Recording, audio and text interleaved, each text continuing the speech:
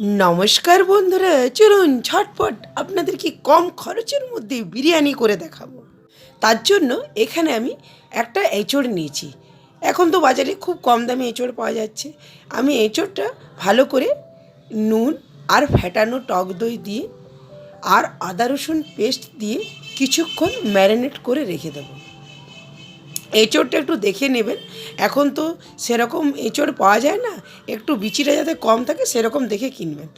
আর এর মধ্যে সামান্য হলুদ গুঁড়ো, ভাজা মশলার গুঁড়ো, লাল লঙ্কার গুঁড়ো আর সামান্য পরিমাণে গরম মশলা বা বিরিয়ানি মশলা দিয়ে ম্যারিনেট করে নেব। এই প্রসেসটা করে রাখলে বিরিয়ানির টেস্টটা একটু আলাদা লাগবে। আপনারা যদি আধ ঘন্টা না রাখতে পারেন তাতেও চলবে, আপনারা শাসাতেও করতে পারেন, কিন্তু রাখলে একটু মশলাটা ঢুকে একটু খেতে টেস্ট লাগবে। দেখুন আমার ম্যারিনেট করা হয়ে গেছে, আমি এটা আধ ঘন্টার মতো রেখে দিচ্ছি। কড়াইয়ের মধ্যে সাদা তেল গরম করে এখানে 3টে বড় সাইজের পেঁয়াজ আমি খুব পাতলা করে স্লাইস করে কেটে ভালো করে ফ্রাইটা করে নেব, যেটাকে আমরা বেরেস্তা বলি। এটা বিরিয়ানির সময় কাজে লাগবে। দেখুন এখানে আমার পেঁয়াজটা একটু ভাজা ভাজা হয়ে এসছে, আঁচটা একটু বাড়িয়ে দিলাম। এরপর দেখুন পেঁয়াজটা আমি তুলে নেব। পেঁয়াজটা তুলে নেব, যে তেলটা বেঁচে যাবে সেই তেলটা আমি তুলে রেখে নেব। এরপর কড়াইয়ের মধ্যে সামান্য পরিমাণে সর্ষের তেল গরম করে 5 ফোড়ন, তেজপাতা, লঙ্কা দিয়ে এরপর একটা পেঁয়াজ কুচো করে কেটে আমি দিয়ে দিলাম। বেরেস্তা তৈরি করার সময় আপনাদেরকে বলেছিলাম এখানে 3টে পেঁয়াজ দিয়েছিলাম, আপনারা এর জায়গায় 2টোও দিতে পারেন। দেখুন আমার পেঁয়াজটা লাল করে ভাজা হয়ে গেছে, আমি আদা রসুন পেস্টটা দিয়ে দিলাম। আদা রসুন পেস্টটা দেওয়ার পর ভালো করে নাড়াচাড়া করে নেব। এখানে ধনে গুঁড়ো দিয়ে দেব 2 চামচ। এরপর আরেকবার নাড়াচাড়া করে নেব। মশলাটা কষা যত ভালো হবে বিরিয়ানির টেস্টটা ততটা ভালো হবে, সেই জন্য আপনারা চেষ্টা করবেন আঁচটা সিম করে মশলাটা আস্তে আস্তে কষে নিতে। এখানে সামান্য পরিমাণে হলুদ গুঁড়ো আর টমেটো কুচো করে দিয়ে দিলাম।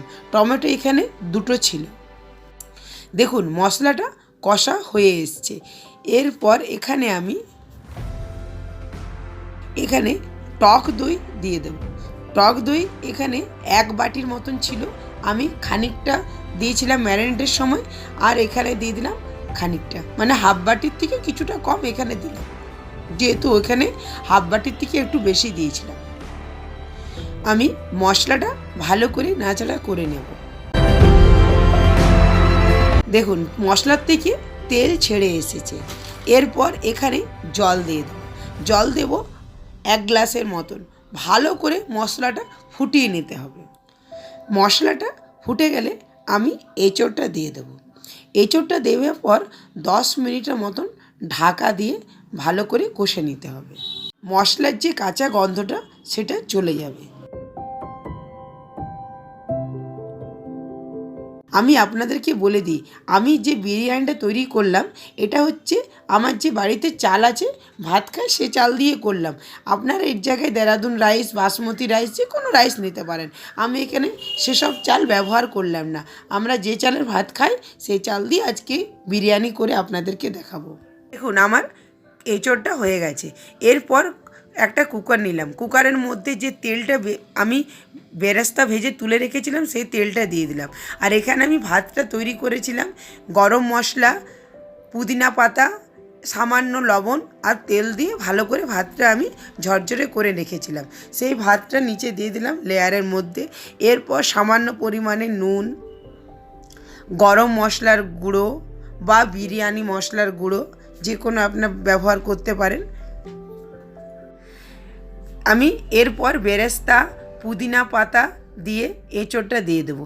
আমি আপনাদেরকে বলে দিই এটা আমার ছেলের বায়নাতে বানালাম। আমার ছেলে চায় সব রকম রান্না দিয়ে সব রকম টেস্ট করতে, তাই আমার ছেলে বললো আজকে যে চাল দিয়ে আমরা ভাত খাই সেই চাল দিয়ে বিরিয়ানি বানাতে। আপনাদের সঙ্গে ভাবলাম শেয়ার করে দেখি আপনাদের কাদের কাদের ভালো লাগে। আমাকে অবশ্যই একটা কমেন্ট করে জানাবেন যে আপনাদেরকে এই বিরিয়ানি রেসিপিটা কেমন লাগলো। দেখুন আমি এখানে একটা লেয়ার দিয়ে দিয়েছিলাম, এরপর সামান্য ভাত দিয়ে দিলাম, আরেকবার যে লেয়ারগুলো দিয়ে দিলাম সেগুলো আবার রিপিট করে দিলাম। আরেকবার আপনাদেরকে বলে দিই, সামান্য তেল, একটু কসুরি মেথি, বিরিয়ানি মশলা, নুন, বেরেস্তা আর পুদিনা পাতা আর এঁচোড়টা দিয়ে দেবো। এইভাবে আমি দুটো লেয়ার সাজিয়েছিলাম। এখানে আমি ঘি, কেওড়া জল এই দুটোই কিছুই ব্যবহার করিনি। আপনারা পারলে ঘি, কেওড়া জল দুটোই যেটা কোনো ব্যবহার করতে পারেন, আমি কিছু ব্যবহার করিনি, আমি আজকে সিম্পল করে দেখালাম।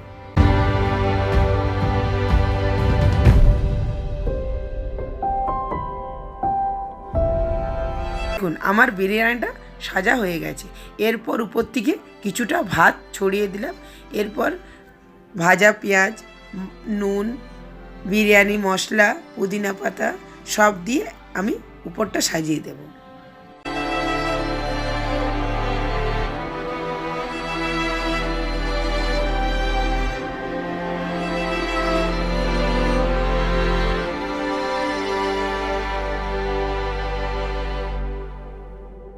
ঢাকা দিয়ে দেব। এখানে আমি হুইসেল আর রাবার দুটোই খুলে নিয়েছিলাম। আঁচটা সিম করে 15 থেকে 20 মিনিটের মতো রেখে দেব। দেখুন আমার বিরিয়ানিটা তৈরি হয়ে গেছে। আমি আপনাদেরকে দেখিয়ে দিচ্ছি আমার কীরকম হয়েছে। দেখুন আমি এরপর বিরিয়ানিটা আপনাদেরকে কেটে দেখাচ্ছি কীরকম হয়েছে।